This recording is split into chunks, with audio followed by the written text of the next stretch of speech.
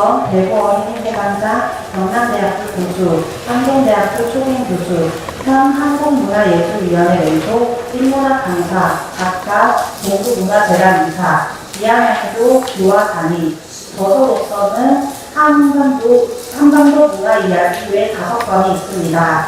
성비 정신과 폭력 주제로 특강이 있겠습니다. 큰 박수 부탁드립니다.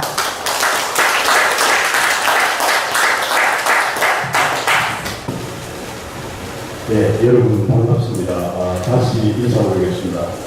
방금 사회에서 말씀해 주신 김도우성입니다. 제가 아는 사람은 말의 의미는 세상을 지키는 선비들의 우리가 에리트 집단이라고 대구 공사당으로 알고 있습니다. 이런 정말 대단한 단체, 제가 정확히는 알지 않지만 이 공사당 역사가 우리 부산 안창호에서 1913년에 미국 샌프란시스코에서 이 공사당을 창립해서 올해가 2025년이니까 무려 110년 이상이 되는 전통적인 단체고, 제가 이렇게 멋지게 강의 제목에 도덕적 품격을 갖춘 실천적 지식인의 삶이라고 하니까 바로 공사당 여러분들이 안창호 선생님의 도덕적 품격과 정말 실천을 중시하시는 분 아닙니까? 선비들을 그야말로 실천하시는 분들의 단체라는 것을 질의하는 시간이 되고 있는데, 그때 또 한두 가지 해주시면 제가 비행기까지 작품을 해드리도록 하겠습니다.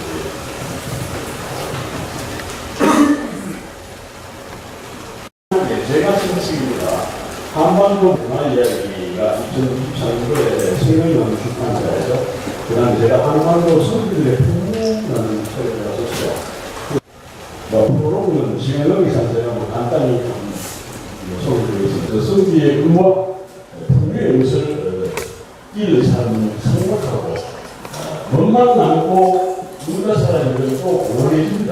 그래서 우리 사회에 다시 이 선비 정신과 공부가 필요한 이유가 아니라는 생각을 하고, 부산 안창호 선생님의 그 정신이 여기에 딱 맞아떨어진다는 생각을 해야 했습니다. 강의 목사는 시간을 계산하는 제가 목사를 소개합니다.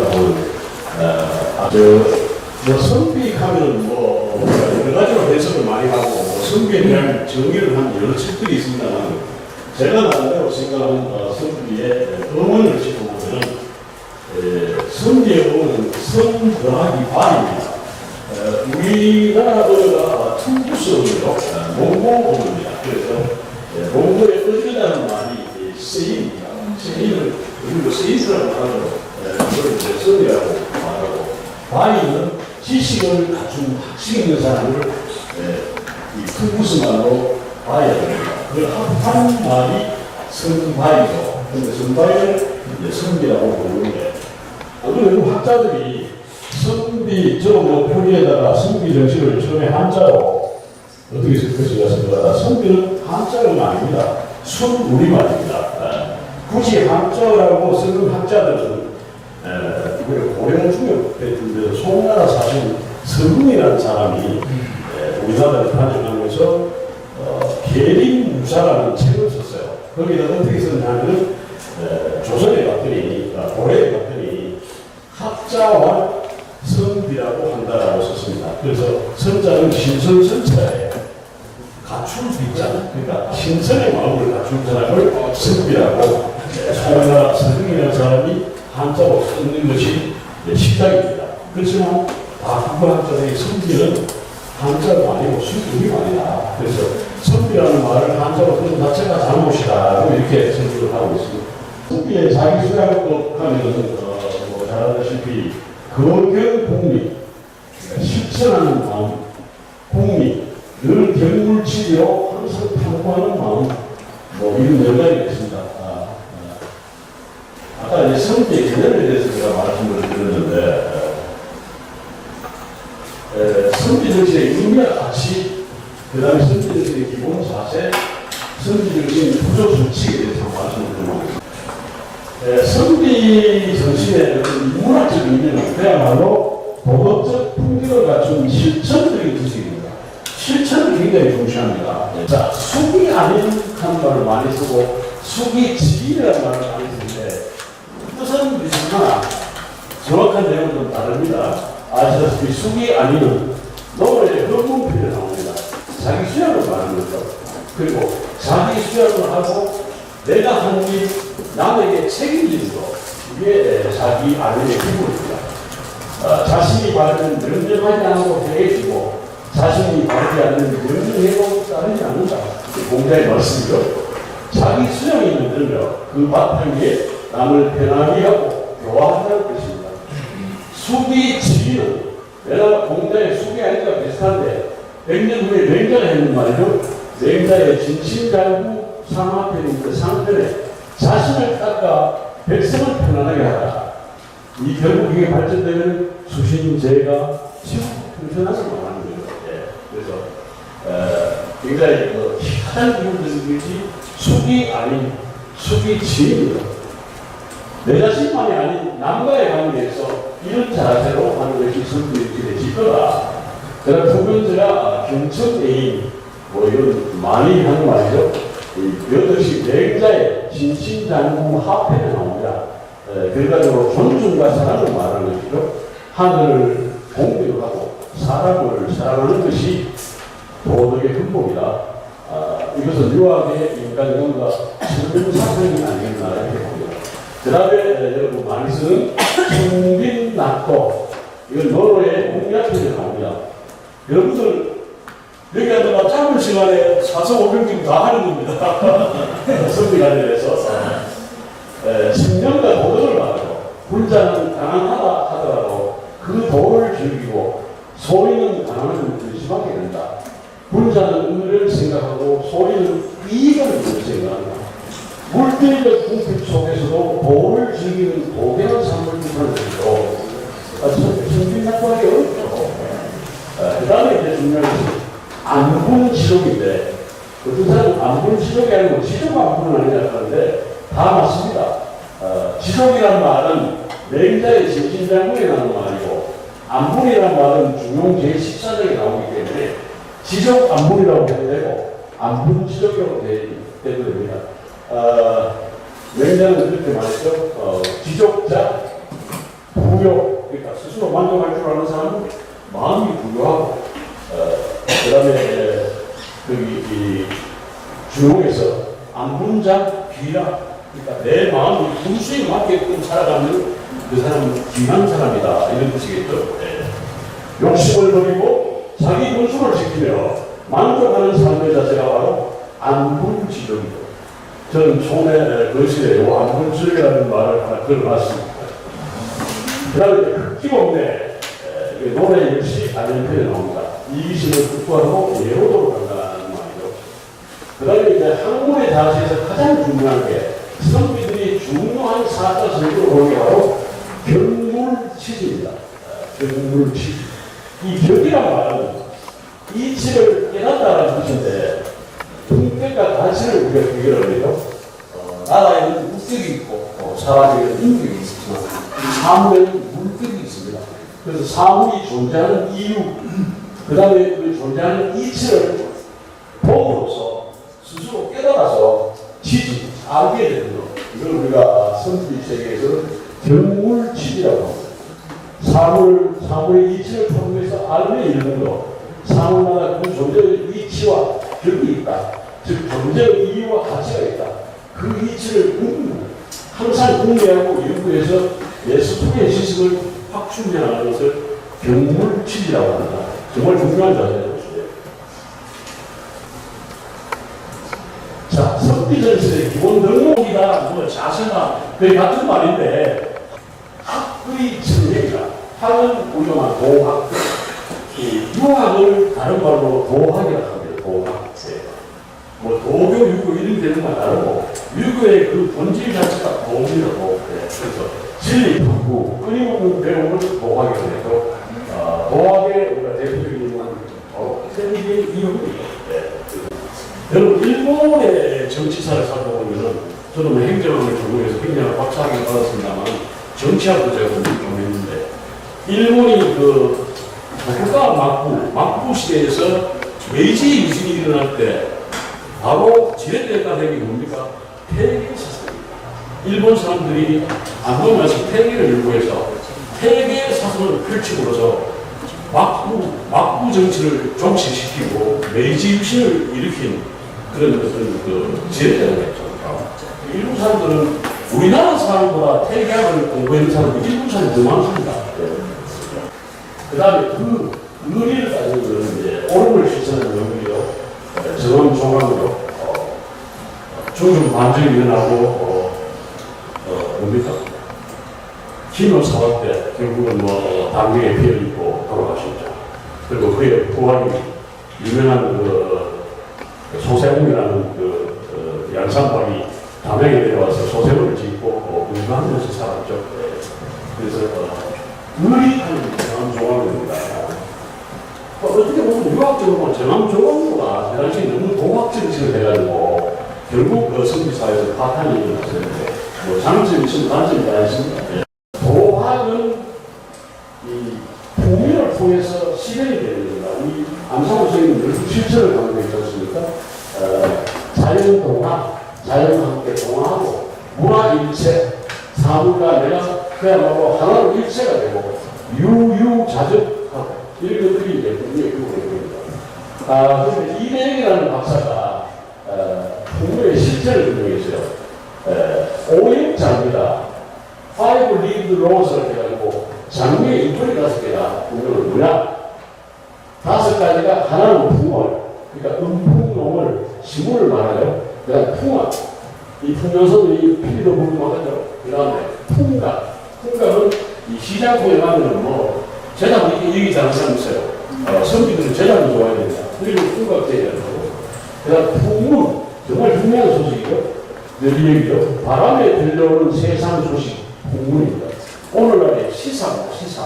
그러니까 풍문을 잘하면 시사에 바라봐야 됩니다. 그러니까 풍속도 중요하죠. 예로부터 내려오는 생활 습관이나 사회 문화를 풍속이라 그러는데 우리가 성균관이라는 말을 왜 이름을 성균관이라고 하냐면 성인재 균풍속이라는 말을 줄여서 성균관이라고 합니다. 그러니까 인재로서 만들고 그 다음에 그 사회 질서와 풍속을 잘 따르는 사람이 옳은 선비다.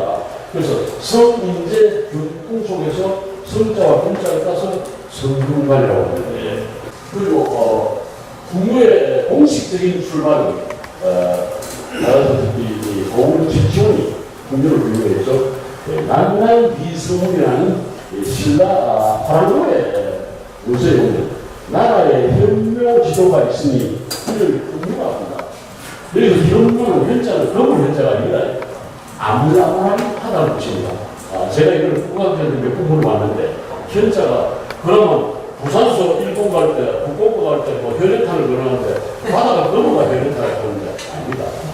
끝이 없이 아무나무하다는 뜻의 현자입니다. 여러분 백두산에서 뭐 강에 흘러서 뭐 중국을 거쳐서 러시아로 가는 게 아니라 아무로 당했죠. 아무로. 그게 함자입니다. 아무로. 그 용어가 끝이 없이 아무나무한 강이다. 큰 의미가 있는 얘기입니다. 그래서 여기서 최초이 말하는 현묘지도는 뭔가 눈에 잡히지는 않는데 아무나무한데 어떤 도가 들린다. 그것이 바로 풍류다. 이렇게 최초이 풍류를 정의했습니다. 자, 풍류의 가치는 제가 설명 안 드리고 잘 아시기 때문에 대자연 속의 거연이라고 하는 자연 속의 너무나 상봉입니다. 우리나라에 특히 이 미각과 전자가 많은 곳이, 누각이 많은 곳은 전남 다낭이고 정자가 많은 곳은 함안, 경남 함양입니다. 그러니까 거연정이라는 정자가 있습니다. 자연 속에 내가 늘상 거주하고 살아있다고 그래서 자연 속에 끝까지 들어서 사는 걸 거연이라고 완상하는 거예요. 완상은 그야말로 어떤 사물이나 아름다운 나무나 꽃을 자기 나름대로 가치를 부여해서 보는 자체를 즐기는 것을 완상이라고 합니다. 이게 다 풍류입니다. 젊은 시절 다 이기기 때문에 되고. 자, 물의 속속에서 수유 칠백이라는 말이 있는데, 노장은 상선약소라는 글을 쓰면서 내가 물을 보면서 세상의 이치를 깨달았다. 최고의 선, 상선, 약수다. 이 약은 먹는 약이 아니고 이꼴을 같다는 뜻이니까 물에 흐르는 것 같다. 그게 바로 수유실덕인데 낮은 곳을 찾아가는 겸손. 물이 높은 데서 낮은 데는 물론 중력 때문에 그렇겠지만 선비는 겸손이다. 낮은 곳을 내리고 막히면 돌아갈 줄 아는 지혜. 여러분 주리가 무리부곡을 쓰고 한강정부 선생님이 쓸 때는 무불부곡이라고 그러죠. 네, 부곡을 씁니다. 그 부곡을 왜 쓰느냐 하면 근데 여기서 재미있는 주위의 무불부곡은 제일 꼭대기가 이 곡이에요. 그리고 제일 밑에 하루가 그 곡이에요. 그 곡인데 그걸로 우리나라는 그 곡이 밑에서도 서로 올라갑니다.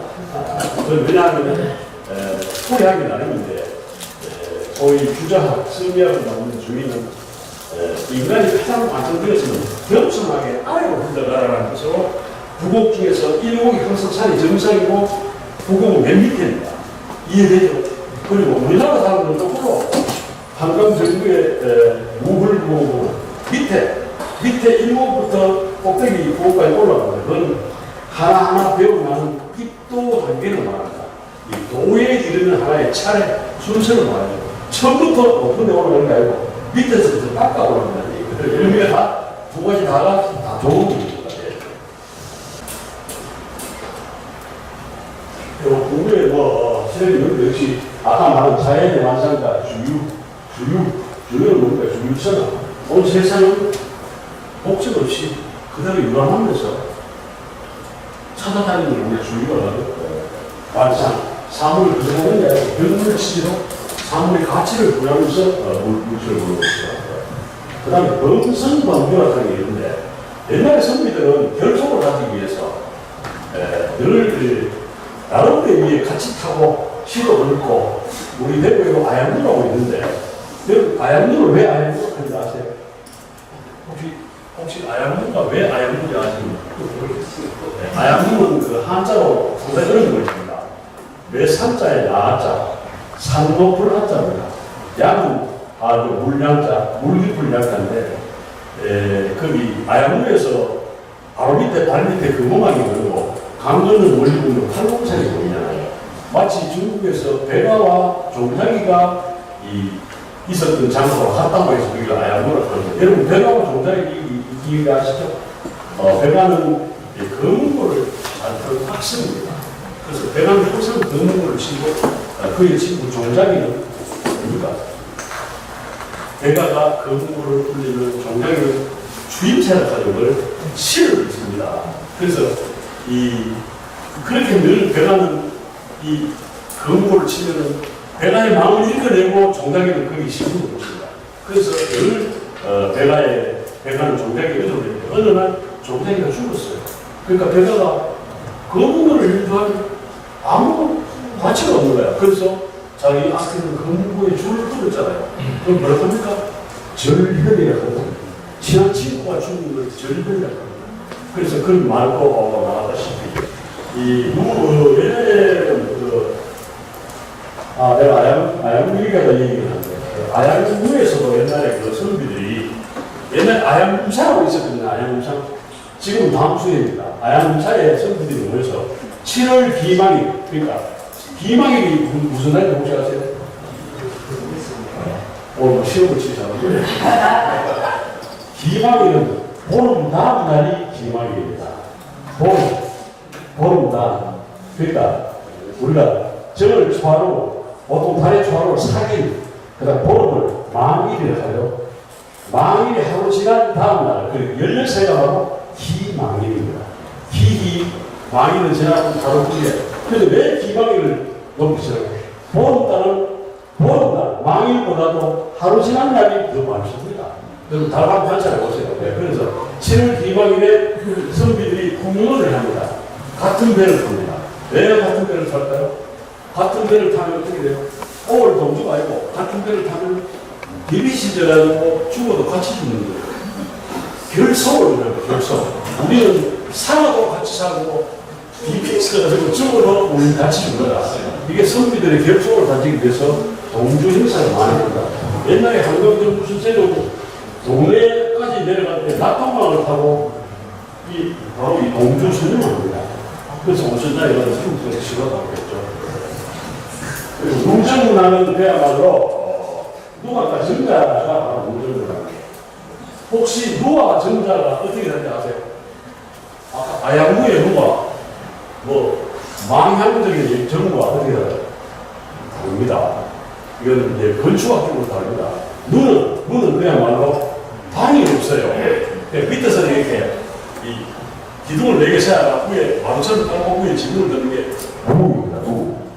그런데 정자는 어떻습니까? 반드시 사람이 하룻밤 잘 수 있는 방이 한 칸 있는 건 정자입니다. 그러나 누각과 정자를 합해서 우리가 누정문학이라고 하는데 누정문학은 누각과 정자에서 문학한다 시도를 시도를 하는 겁니다. 아까 두번 그림은 바로 도에 들어간 입도 단계, 입도 차례를 말하는 건데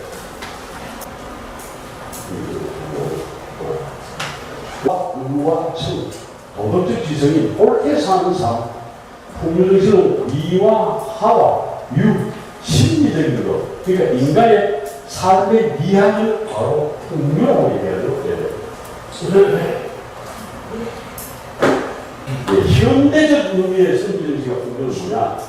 속도와 경쟁의 시대, 남에게 베풀기보다 내가 챙기는 이기심의 시대에 우리가 그야말로 필요한 것이 바로 좀 삶을 여유있게 스페이스 여력도 좀 풀면서 풍을 또 하면서 그렇게 생각하는 사색을 하는 그런 충고가 바로 오늘날의 필요한 풍이라고 말하고 싶고, 풍요는 한마디로 신이다, 신. 그리고 신이면서 삶의 균형이, 그런 바란스, 균형이 정말 중요합니다. 돈만 많이 벌고 사람이 인간이 못 되면 안 돼. 인간이 되니까 돈이 없어도 안 돼. 밸런스가 안 돼. 이 균형이라는 것이 정말 중요합니다. 바로 풍요는 바로 도학을 공부해서 머릿속에 뜬 건 많은데 풍요를 모르는 사람들은 풍요를 해야죠. 그래야 인간이 인간답게 사는 거죠. 인간의 미학 아닙니까? 그래서 그걸 우리가 도학 학문과 어떤 인간 어떤 미학을 합해는 걸 우리가 바란스를 하는데, 그래서 풍요가 필요하다. 여기서 제가 잠깐 하나 더 붙이고 싶은 거는, 여러분들은 체험과 비용이라는 말을 많이 쓰고 느림의 미학이라는 말을 많이 쓰는데, 저는 어차피 선교 얘기를 하고 있다 보니까 저는 한 번씩 여러분 상주에 가면 도남서울이라고 있습니다. 도남. 이 도학이 남으로 이전했다 해가 도남서울이라고 합니다. 그러니까 서울에 있던 도학이 남으로 이전했다. 그래서 이 상주에 낙동강 상주고 옆에 있습니다. 그 도남서울에 가면 모시는 사람이 영남살이 다를 모십니다. 예를 들어 이황과 누만 모시고, 그 다음에 유소룡과 누만 모시는 게 아니라 다 영남살이 다를 모시는 곳이 상주의 도남서울입니다. 거기 가면 경천대 옆에 있어요. 거기 가면 정허라는 누가 있습니다. 정허. 이 정허라는 말은 주역에 나오는 말인데 정자는 고요하다는 뜻이고 허는 거kum을 말합니다. 이 정허를 올라가서 유유히 흐르는 낙동강을 보면 주역에 나오는 정허를 항상 생각합니다. 우주가 처음에 났을 때는 굉장히 고요하고 허공입니다. 거기서 또 인간이 모든 것을 창조하고 만들어내는 것이 오늘날 인간 세상이거든요. 그래서 정허라는 것은 자연이 생성될 때 처음의 모습이 바로 정허입니다. 주역에 나오는 말인데, 저는 거기 가면 낙동강이 흐르고 밤에 검은데 조용한 걸 보면 정허. 비운다는 건 인간이 최초에 태어나게 되는 우주가 형성될 때 고요하고 아무도 없는 상태이기 때문에, 그럼에도 불구하고 속에 채우고 싶고 가지고 싶어서 바라하지 말아야겠다. 그래서 동남서울의 정허를 올라가면 제가 늘 가는 곳이 동남서울의 정허와 그 다음에 서해 유성룡이 있는 거기 병산서울 아시죠? 병산서울에 가는데 그 두 가지 뜻이 있어요. 정허에 가서 많은 걸 피우고,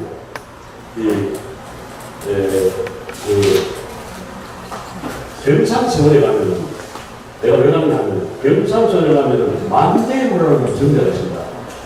대한민국에서 가장 큰 부각이 바로 유석용 선생을 받들어 오신 이 병산성 앞에 바로 건너 보이는 산이 병산이죠.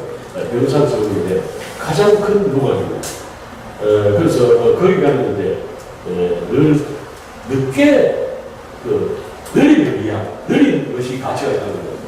여러분 그 병산성의 만대국하는 말은 늦을 만자에 대한 대자입니다. 그래서 늦게 대한다는 뜻인데 왜 손자를 기다리던 할배가 늦게 오픈자 늦게 보면 막 기쁘잖아요. 늦게 보면 먼저 나가면 더 이쁘잖아요.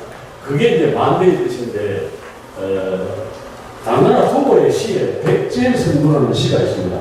거기 보면 백제성묘의 시에 보면 취병의 만대라는 말이 있어요. 병사의 저 아름다운 경치가 오전보다 해가 기울면서 넘어갈 때 그 아름다운 색깔이 더 아름답다. 성비정신과 풍류에 좋아하는 오늘날 우리가 지향하는 인문학적 삶의 길이다. 성비정신이 인간의 보건적 근본이라면 풍류는 그 근본을 아름다움으로 완성하는 인간 예술의 마무리다. 이런 얘기죠. 초래집에 배우시면 그걸 뭐하고 그래서 여러분 맹자의 진심장구적으로 이런 말이 있어요. 풍불시 달불의도라고 말이 있습니다. 풍불시 달불 아무리 내가 공하더라도 실리 의를 잃지 말고 달불의도 내가 잘 나간다고 도를 넘으지 마. 풍불시 달불의도가 여러분 맹자의 책 나옵니다. 진심장구에 나옵니다. 나는 그 말을 듣고 옛날에 그런 말이잖아. 과유불급이라 지나치면 안 됩니다. 바란스가 됩니다. 그래서 궁불실이 내가 설사 돈도 없고 좀 없이 사더라도 의로운 일이지 말고 그 다음에 달불리도 지가 아무리 대학 박사고 대학 교수고 강의자하고 돈을 넣으세요. 꽃이 뿌리가 있고 줄기가 있고 꽃이 피듯이 성비정신 그냥 인간이 해주는 하나의 뿌리다. 그렇다면 루트고 풍류정신은 바로 그 뿌리로부터 온 자연물을 꽃으로 피우는 그야말로 인간의 꽃이 바로 풍류 아니냐. 그래서 지리응답 시간인데 혹시 지리하신 분 계세요? 지리응답을 돌아가면 잘 안 해요. 그래서 제가 성균관에 유교대학에 가서 강의할 때 주로 그런 분이 이런 얘기 많이 해요. 오늘날의 진정한 선비정신은 뭘까요? 이런 문장도 있고 내 삶 속의 풍류는 어떤 모습으로 가능할까요? 이런 묻는 질문들이 많았어요. 그래서 거기에 답으로 양심을 지키며 살아가는 시민의식, 공익을 위해 목소리를 내는 용기, 타인을 향한 배려와 성찰이 바로 오늘날의 현대의 선비정신이 아니라 바로 금사단의 정신이 이 질문에 대한 답을 원합니다.